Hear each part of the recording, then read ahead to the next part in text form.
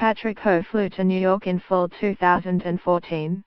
His intention, according to the Justice Department, was to bribe African officials on behalf of a private Chinese conglomerate with global ambitions and enormous wealth.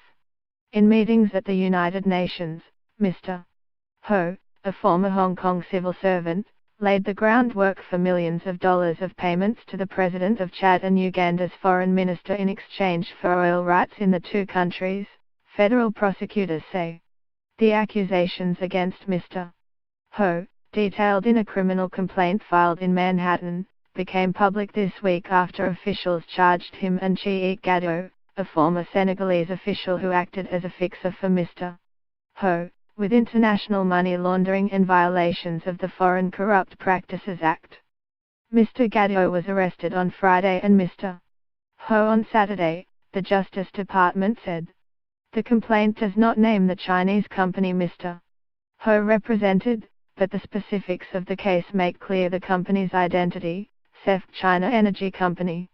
Details outlined by the Justice Department reveal the innovative tactics the company pursued to secure coveted oil rights in Chad and Uganda through its non-profit think tank in Hong Kong. Mr. Ho was an executive at the non-profit.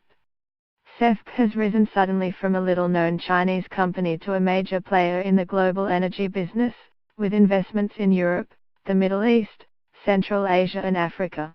In September, the Chinese conglomerate took a $9 billion stake in Rosneft, Russia's state-owned energy giant and a subject of sanctions by the United States.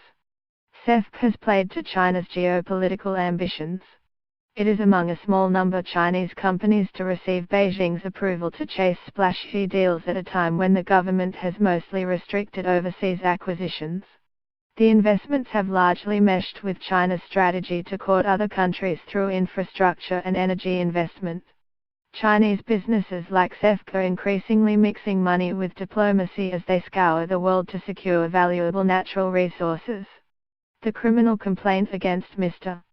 Ho shows how the practice can be distorted, offering rare insight into a vast, mysterious conglomerate with ties to the Chinese Communist Party. CEF provides all of the financing for the China Energy Fund Committee, a Hong Kong research organization. The conglomerate's founder, Ye Jiaming, is listed as a chairman on the think tank's website.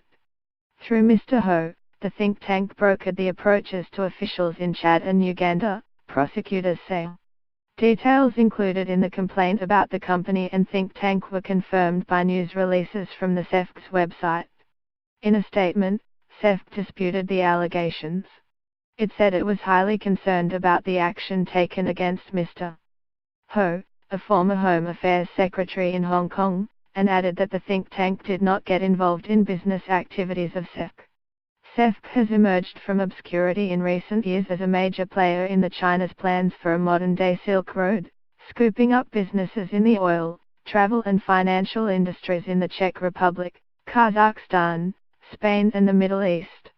Along the way, it has grown into a behemoth with revenue of nearly $40 billion in 2015, according to corporate disclosures.